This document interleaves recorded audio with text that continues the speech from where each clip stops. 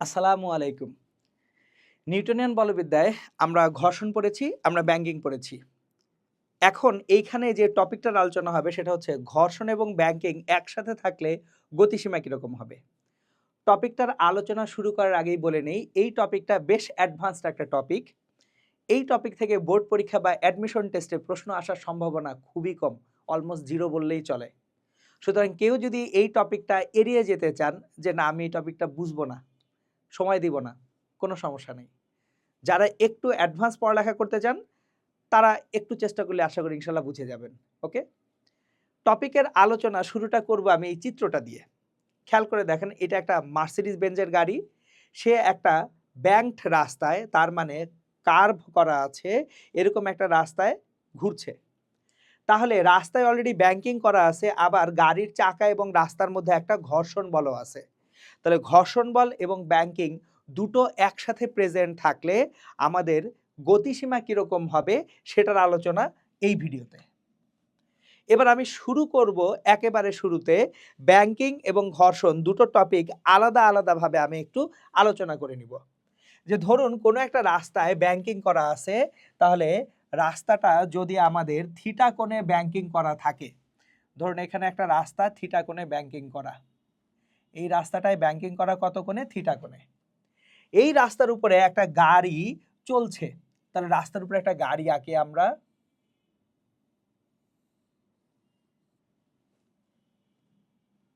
এই রাস্তার উপরে একটা গাড়ি, এই গাড়িটা রাস্তার উপরে চলছে।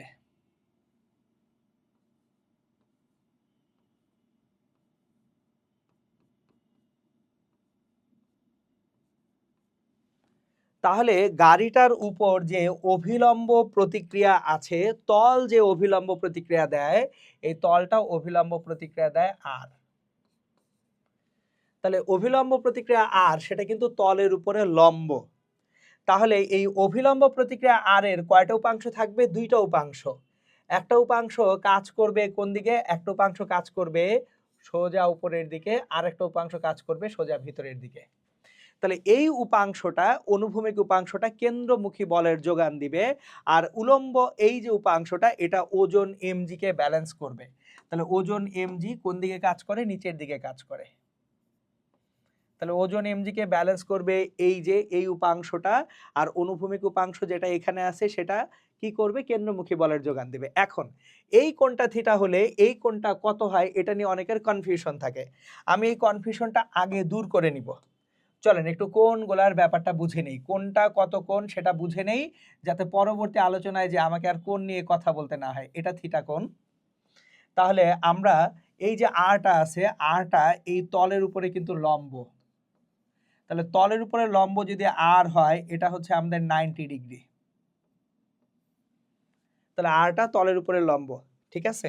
এখন আসি, আমাদের অ্যাকচুয়ালি এই আর এর একটা উপাংশ এইভাবে কাজ করতেছে, আর একটা উপাংশ ভিতরের দিকে কাজ করবে, আর ওজন এমজি কোন দিকে কাজ করবে? নিচের দিকে কাজ করবে। আমরা কোণগুলা, কোণটা কত সেটা দেখে নিব। এইটা যদি থিটা হয়ে থাকে, খেয়াল করি এই অ্যাঙ্গেলটুকু এখানে 90 ডিগ্রি। তাহলে এই অ্যাঙ্গেলটা কত? 90 মাইনাস থিটা। আবার এই যে হলুদ রেখার সাথে এই গোলাপি রেখাটা 90 ডিগ্রি কোণে আছে, তাহলে এটা 90 মাইনাস থিটা হলে এই অ্যাঙ্গেলটা কত? থিটা। তাহলে আমাদের এই অ্যাঙ্গেলটাও কত হবে? থিটা। তাহলে এটা থিটা, এটা থিটা, এটা কত হবে? আর কস থিটা। এটা তাহলে কত হবে? R sine theta. এখন একটু যদি আমরা খেয়াল করে দেখি, এইখানে আর কস থিটা ওজন এমজিটাকে ব্যালেন্স করছে। তাহলে আমি ইকুয়েশনগুলো যদি লিখি, আর কস থিটা সমান হচ্ছে ওজন এমজি, এটা ইকুয়েশন 1। এবং আর সাইন থিটা কেন্দ্রমুখী বল এমভি স্কয়ার বাই আর কে যোগান দিচ্ছে। তাহলে আর সাইন থিটা এখান থেকে কি আসতেছে? কেন্দ্রমুখী বল এমভি স্কয়ার বাই আর আসতেছে, ইকুয়েশন 2। এখন আমরা যদি 2/1 করে দিই, 2/1 হতে, তাহলে R sine theta divided by R cos theta সমান mv square by r divided by ওজন mg, বা tan theta equals to V square by R G. তাহলে এখান থেকে আমরা ভি স্কয়ার সমান পাবো আর জি ট্যান থিটা। তার মানে আমরা ভি যেটা পাবো রুট ওভার আর জি ট্যান থিটা। সুতরাং যদি একটা রাস্তায় ব্যাংকিং করা থাকে থিটা কোণে, সেক্ষেত্রে ওই রাস্তাটায় আমরা অ্যাকচুয়ালি সর্বোচ্চ কত বেগে গাড়ি চালাতে পারবো সেটা এই সূত্র থেকে আমরা বের করতে শিখছি, ভি সমান রুট ওভার আর জি ট্যান থিটা থেকে। এখন আমার রাস্তাটায় যদি ব্যাংকিং করা না থাকে, সেক্ষেত্রেও রাস্তায় আমি নিরাপদে গাড়ি চালাতে পারবো ব্যাংকিং করা না থাকলেও। সো আগের যে সিনারিটা ছিল এটা হচ্ছে শুধুমাত্র ব্যাংকিং করা থাকলে, রাস্তাটায় শুধুমাত্র ব্যাংকিং করা থাকলে। তাহলে এই সিনারিটা হচ্ছে শুধুমাত্র ব্যাংকিং করা থাকলে।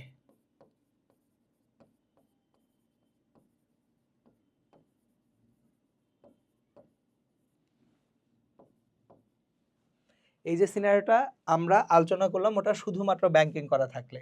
এবার যদি ব্যাংকিং করা না থাকে শুধুমাত্র ঘর্ষণ বলের জন্য, ব্যাংকিং না থাকলে, ব্যাংকিং করা না থাকলে,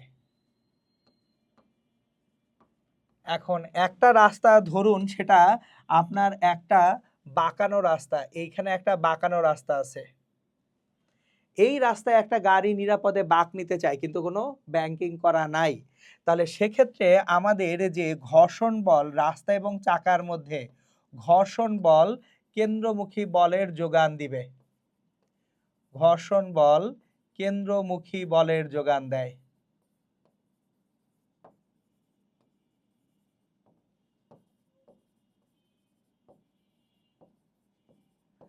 তাহলে ঘর্ষণ বল যখন কেন্দ্রমুখী বলের যোগান দেয়, এই এফএসটাই অ্যাকচুয়ালি কি হবে, এমভি স্কয়ার বাই আর হবে। তাহলে আমরা এখান থেকে এফএস সমান লিখতে পারি মিউএস ইন্টু অভিলম্ব প্রতিক্রিয়া আর। এখন এই জায়গায় আমাদের অভিলম্ব প্রতিক্রিয়া আরটা কত সেটা আমরা একটু দেখব। যেহেতু আমাদের এখানে কোনো ব্যাংকিং করা নাই, তাহলে রাস্তায় গাড়িটা একেবারে সোজা এইভাবে আছে, অনুভূমিক রাস্তায় গাড়িটা এইভাবে আছে সোজা। তাহলে গাড়িটা যদি অনুভূমিক রাস্তায় সোজা থাকে এইভাবে, তল যে অভিলম্ব প্রতিক্রিয়াটা দিবে, তল অভিলম্ব প্রতিক্রিয়া আর দিচ্ছে, তাহলে আর ডিরেক্টলি কিসের সমান হয়ে গেছে, এমজি এর সমান হয়ে গেছে। তাহলে আর সমান কি ডিরেক্টলি এমজি। তাহলে এই সিনারিওতে আর ইকুয়ালস টু এমজি। কোন সিনারিওতে অভিলম্ব প্রতিক্রিয়া কত হবে এইটা বোঝাটা খুব জরুরি, কারণ তল আপনাকে যে অভিলম্ব প্রতিক্রিয়া দেয় সেটা যদি ঠিকঠাক মতো আমরা বের না করতে পারি ব্যাপক ঝামেলা হয়ে যাবে। তাহলে দেখেন মিউএস ইন্টু এমজি সমান এমভি স্কয়ার বাই আর, এখান থেকে মিউএস সমান আসবে v square by R g. M m দুই পাশ থেকে আমরা কি করতেছি, ব্যালেন্স করতেছি, এম এম দুই পাশ থেকে কেটে দিচ্ছি।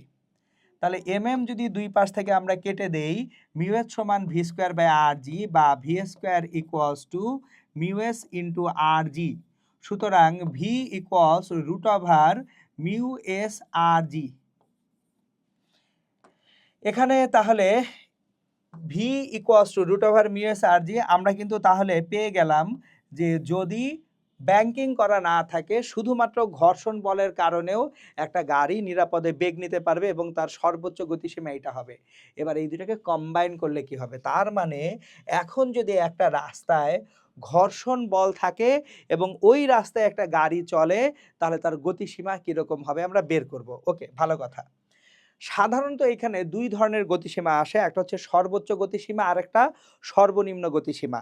আমরা এখানে শুধুমাত্র সর্বোচ্চ গতিসীমাটার আলোচনা করব শুরুতে, তারপর আমি সর্বনিম্ন গতিসীমাটার আলোচনা শেষে করব।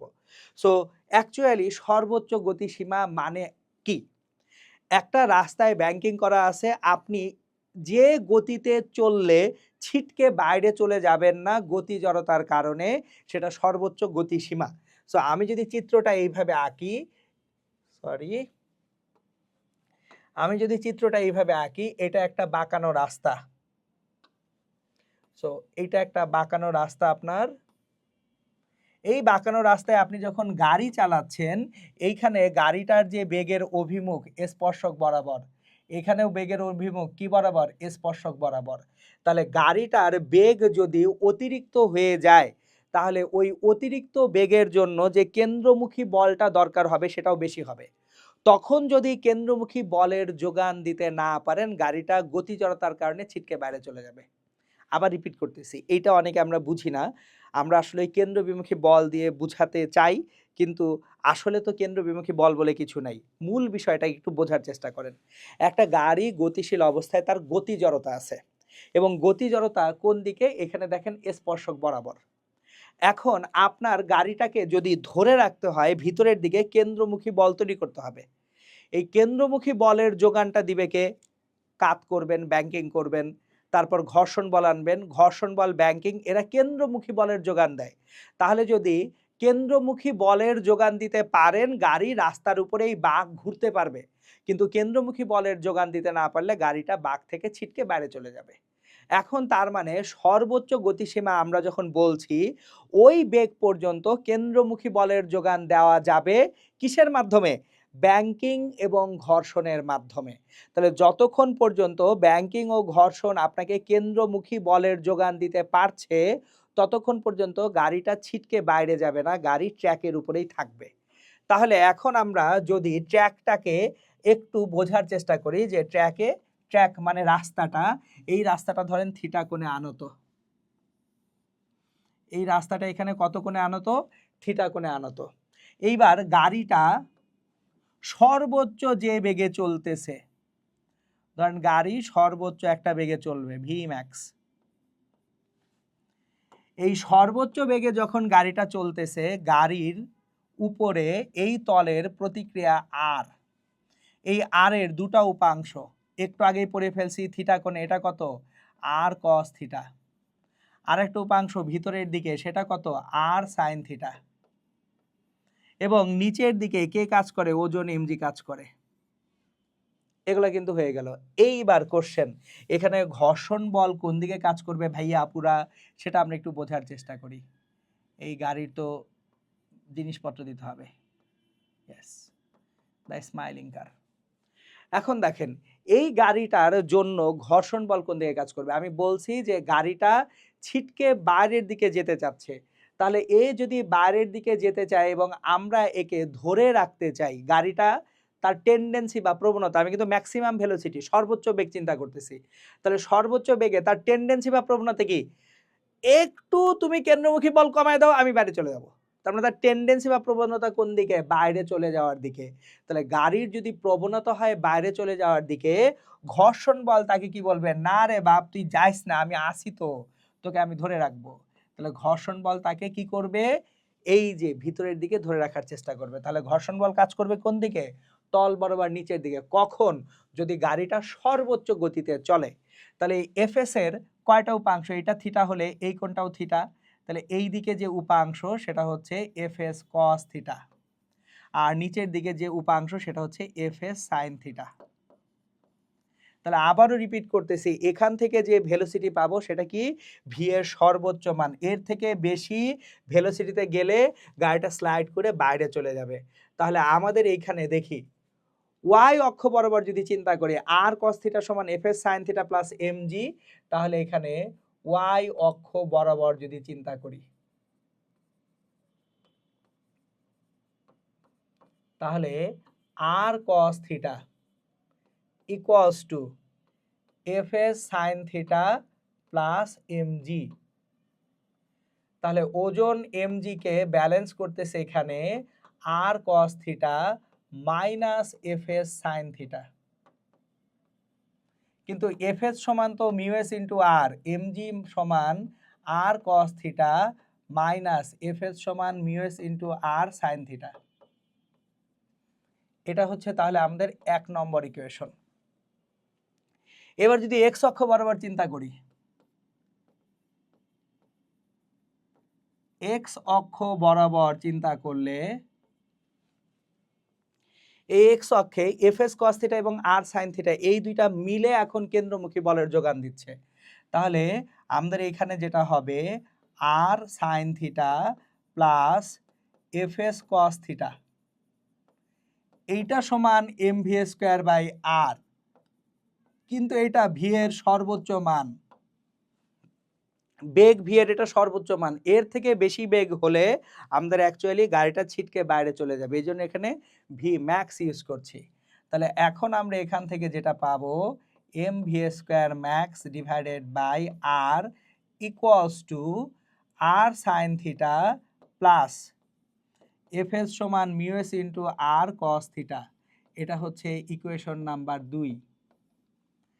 এখন যদি আমরা 2কে 1 দিয়ে ভাগ করে দিই, 2 ভাগ 1 হতে,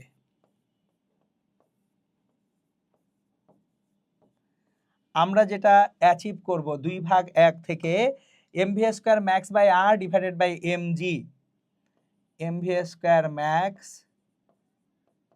divided by R divided by M G, এটা equals to R sine theta plus mu S R cos theta divided by, উপরে 1 নম্বরে আছে R cos theta minus mu S R sine theta. এখন দেখেন এম গুলা উপরে নিচে কেটে দিতে পারি, আমরা এম গুলো উপরে নিচে কেটে দিব, এই এম কেটে দেওয়া যাবে, এখান থেকে আর গুলাকে কেটে দেওয়া যাবে, এবং আমরা যদি ডান পাশে সাইন থিটা দিয়ে ভাগ করে দেই বা কস থিটা দিয়ে ভাগ করে দেই তাহলে একটা চমৎকার ইকুয়েশন আসবে। আমরা ডান পাশে যেটা করব, ডান পাশে লব এবং হরকে কস থিটা দিয়ে ভাগ করে দেব, লব এবং হরকে কি দিয়ে ভাগ করব, কস থিটা দিয়ে ভাগ করব। তাহলে আমরা লব এবং হরকে কস থিটা দিয়ে যদি ভাগ করে দেই, V square max divided by R G, দেখেন বামে V square max divided by R G থাকতেছে, ডানে আমি এখানে কস থিটা দিয়ে ভাগ করলে sine theta by cos theta এখানে কত হয়, tan theta, tan theta plus এখানে কস থিটা দিয়ে ভাগ করলে অন হয়, তাহলে শুধু মিউ এস থাকে, প্লাস মিউ এস,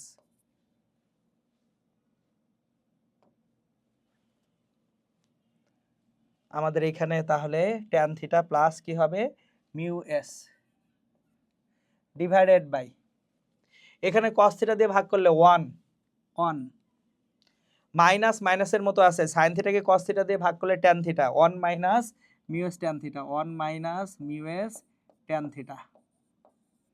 এই যে দেখেন তাহলে ভি স্কোয়ার ম্যাক্স অ্যাকচুয়ালি আমরা পেয়ে যাব। এখন ওই ইকুয়েশনটা থেকে আমরা ভি স্কোয়ার ম্যাক্সের ইকুয়েশনটা থেকে এবার ভি স্কোয়ার ম্যাক্সটা আমরা কত সেটা এইদিকে লিখে ফেলবো। তাহলে ভি স্কোয়ার ম্যাক্স আমাদের আলটিমেটলি আসতেছে V square max equals to R G ওই পাশে নিয়ে গেলাম মাল্টিপ্লাইড বাই উপরে আছে mu S plus tan theta, mu S plus tan theta, আর নিচে থাকবে 1 minus mu S tan theta. তাহলে এখান থেকে ভি ম্যাক্সের যে ভ্যালুটা আমাদের বের হবে, v max equals to root over, v max equals to root over R g into mu S plus tan theta divided by 1 minus mu S tan theta.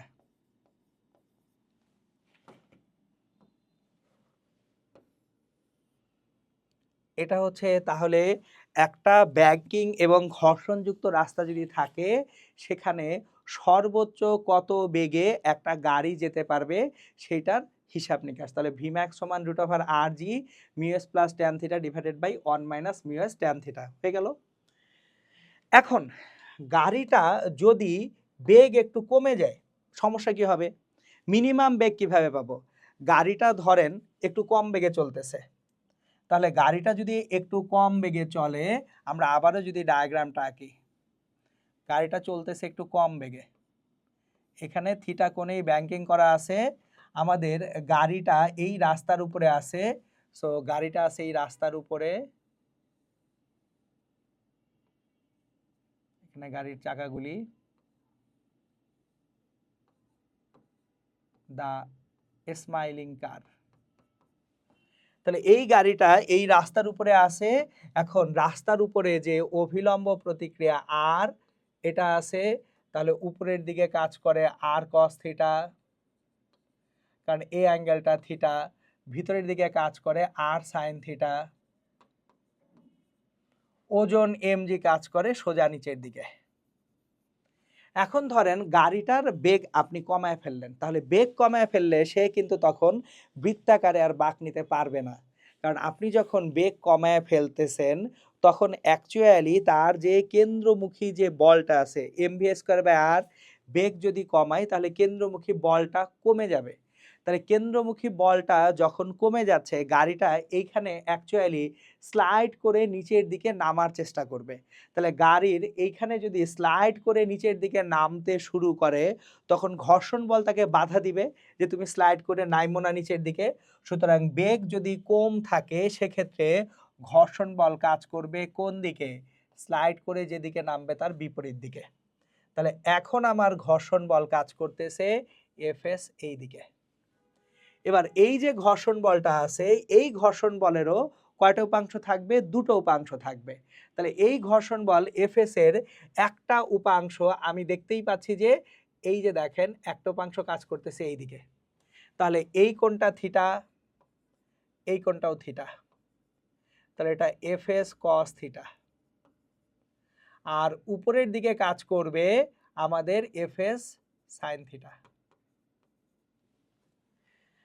তাহলে এখন দেখেন আমাদের এই ক্ষেত্রে যে ঘর্ষণ বলটা আছে, ঘর্ষণ বলটা কিন্তু কাজ করতেছে কোন দিকে? গাড়িটা নিচের দিকে স্লাইড করতে চাচ্ছে, গাড়িটাকে ধরে রাখতেছে। তাহলে এফএস কস থিটা আর সাইন থিটাকে প্রশমিত করার চেষ্টা করবে। সুতরাং এখন যদি আমরা এখানে ইকুয়েশনগুলো লিখি, ওয়াই অক্ষ বরাবর ইকুয়েশনগুলো যদি লিখি, ওয়াই অক্ষ বরাবর আমাদের R cos theta plus F S sine theta that is equals to M G. তাহলে এখান থেকে M G equals to R cos theta plus F S মানে হচ্ছে mu S into R sine theta, equation 1। আর যদি আমরা এক্স অক্ষ বরাবর চিন্তা করি, এক্স অক্ষ বরাবর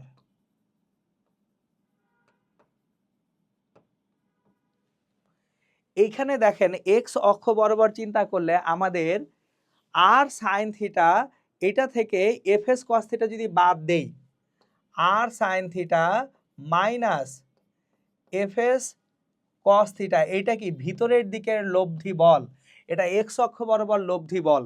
তাহলে এক্স অক্ষ বরাবর লব্ধি বল কিসের যোগান দিবে? কেন্দ্রমুখী বলের যোগান দিবে। কিন্তু এখানে বেগটা কি? সর্বনিম্ন, কারণ গাড়িটা এখন নিচের দিকে স্লাইড করতে চাচ্ছে, আমি রাস্তায় তাকে ধরে রাখতে চাচ্ছি, তাহলে এটা হচ্ছে মিনিমাম বেগ।